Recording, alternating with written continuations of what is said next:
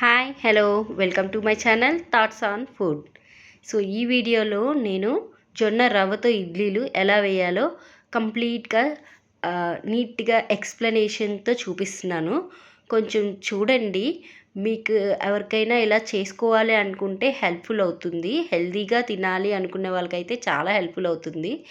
And ఇది ఏంటంటే జొన్నలు కాబట్టి జొన్న రవ్వతో చేస్తాం కాబట్టి ఇది థైరాయిడ్ ఉన్న వాళ్ళకి కూడా ఉపయోగపడుతుంది. అలాగే వెయిట్ లాస్ అవ్వాలి అనుకున్న వాళ్ళకి ఉపయోగపడుతుంది.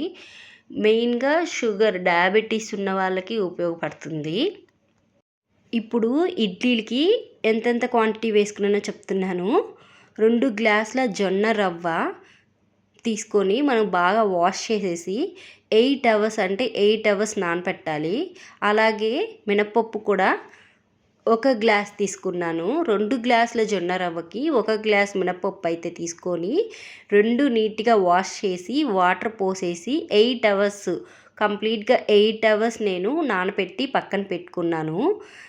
మనకి మిల్లెట్స్ అంటే ఇలా చిరుధాన్యాలు జొన్నలు, రాగులు, అరికలు, ఊదులు ఇలా ఉంటాయి, సామలు అలాగా. సో వాటిని ఎప్పుడైనా యూస్ చేసేటప్పుడు 8 అవర్స్ కంప్లీట్గా మనము నానపెట్టించుకోవాలి. సో ఇక్కడ నేను జొన్నల మట్టుకే యూస్ చేస్తాను, మిల్లెట్స్ అన్నీ యూస్ చేయను. ఎప్పుడైనా ఒకసారి రాగి పిండి యూస్ చేస్తాను. ఇప్పుడు నేను ఇది కంప్లీట్గా 8 అవర్స్ నానపెట్టించుకొని తర్వాత మినపప్పుని మిక్సీ పట్టేసుకొని పక్కన పెట్టుకున్నాను. తర్వాత ఏంటంటే జొన్న రవ్వని బాగా వాటర్ అంతా వంపేసి గట్టిగా పిసికేసి ఇప్పుడు మినపప్పు ఏదైతే పిండి పట్టుకున్నామో దాన్ని దీంట్లో వేసేసి బాగా కలుపుకోవాలి, మిక్స్ అవ్వాలి 2 కూడా. సో అలా బాగా మిక్స్ అయితేనే మనకి ఎయిర్ ఫామ్ అయ్యి గ్యాప్స్ ఫామ్ అయ్యి మనకి ఇడ్లీలు బాగా సాఫ్ట్గా బాగా వస్తాయి. సో బాగా పొంగుతాయి కూడా. ఇది జనరల్గా ఇడ్లీ పెట్టే వాళ్ళకి అందరికీ తెలుస్తుంది.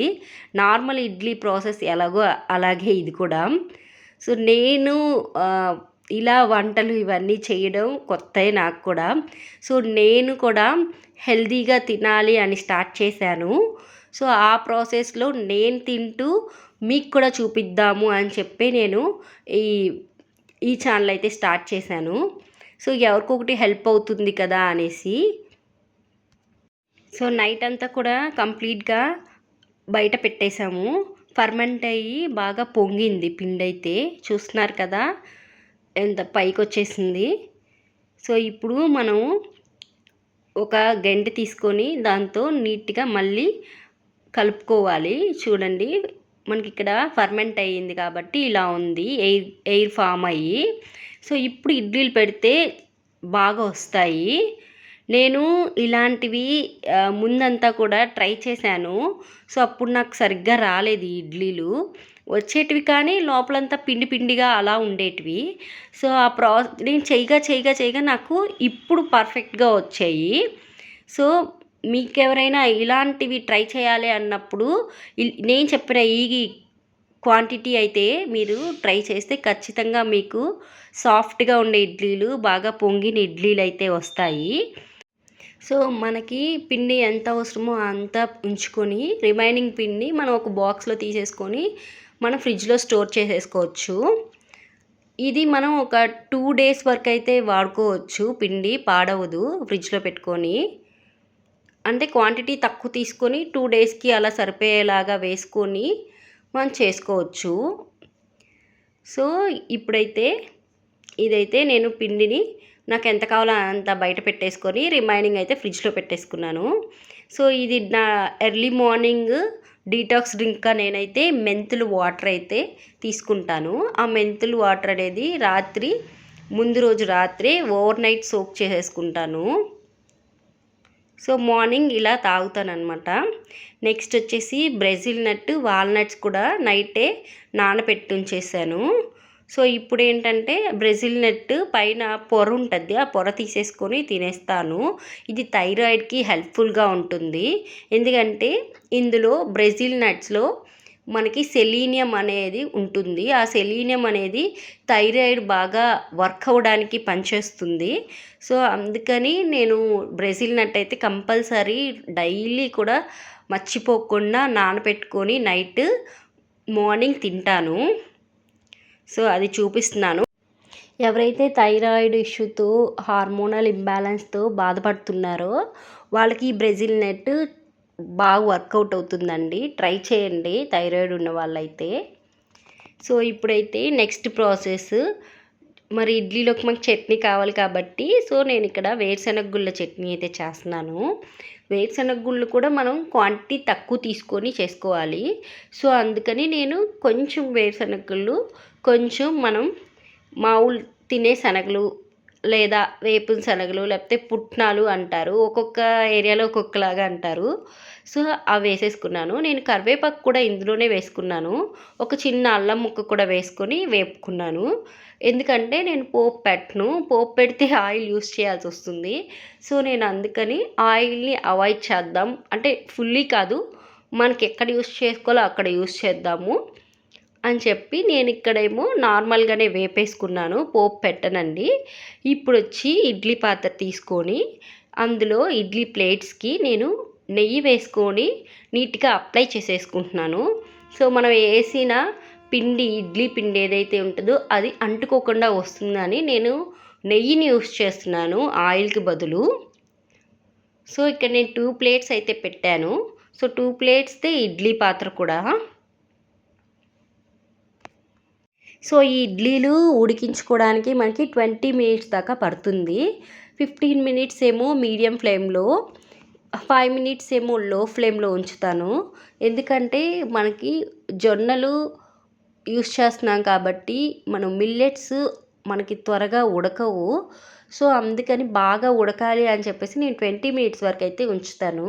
అలాగే నేను ఇది స్టీల్ ఇడ్లీ కుక్కర్ యూస్ చేస్తున్నాను కాబట్టి ఇందులో గార పడుతుందని నేను కొంచెం చింతపండు అయితే వేసాను వాటర్లో, లేదా నిమ్మకాయ అయినా వేసుకోవచ్చు ఒక హాఫ్. సో నేను 2 ప్లేట్స్ పెట్టేసి మూత పెట్టేశాను. విజిల్ వస్తుంది కదా మనకి ఇడ్లీ కుక్కర్కి. సో నెక్స్ట్ అయితే నేను చట్నీ ప్రిపేర్ చేస్తున్నాను. ఇందులో నేను ఒక స్పూను కోకోనట్ పౌడరు, కొబ్బరి పౌడర్ అయితే వేసాను. అది ఎండు కొబ్బరి పౌడరు, అది నేను ఇంట్లోనే చేసుకున్నానండి. ఏం లేదు, ఎండు కొబ్బరి చిప్పలు ఉంటాయి కదా మనకి, అవి తీసుకొచ్చి నేను మిక్సీ పట్టేశాను దాన్ని చిన్న చిన్న ముక్కలు చేసేసి. సో దాన్ని ఫ్రిడ్జ్లో పెట్టుకొని ఇలా చట్నీస్ చేసినప్పుడు ఒక స్పూన్ అలా వేసుకొని మిక్సీ పడతాను. టేస్ట్ కూడా ఉంటుంది, కొబ్బరి కూడా మనకి హెల్త్కి మంచిదండి. సో ఇప్పుడైతే ఇడ్లీలు అయితే మనవి రెడీ అయిపోయాయి. సో ఒక పర్సన్కి ఒక ప్లేట్ అయితే సరిపోతుంది. ఇక్కడ నా ఈ ఇడ్లీ పాత్రలో ఉన్న ప్లేట్స్ చిన్నవండి, గుంత కూడా ఎక్కువ లేదు, అందుకే అయితే 4 అయితే సరిపోతుంది. కొంచెం గుంత ఎక్కువ ఉండి పెద్ద పెద్ద ఇడ్లీలు అయితే 3 అయితే సరిపోతాయి. సో నావి చిన్నవి కాబట్టి నేను 4 తింటాను. సో నేను చట్నీతో అయితే సర్వ్ చేసేసుకుంటున్నాను. అలాగే నేను ముందుగా ప్రిపేర్ చేసుకున్న కరివేపాకు పొడి కూడా కొంచెం వేసుకొని ఆ 2 మిక్స్ చేసుకొని అయితే తింటాను. చాలా బాగుంటుందండి 2 మిక్స్ చేసుకొని తింటే. యాజ్ యూజువల్ కరివేపాకు పొడి కూడా మనకి ఎన్నో బెనిఫిట్స్ ఉన్నాయి. సో మన ఛానల్ని కొత్తగా 3 మెంబర్స్ అయితే సబ్స్క్రైబ్ చేసుకున్నారండి. ముందైతే 7 సబ్స్క్రైబర్స్ ఉన్నారు. సో 3 సబ్స్క్రైబర్స్ వచ్చేందుకు నాకు చాలా హ్యాపీగా ఉన్నింది.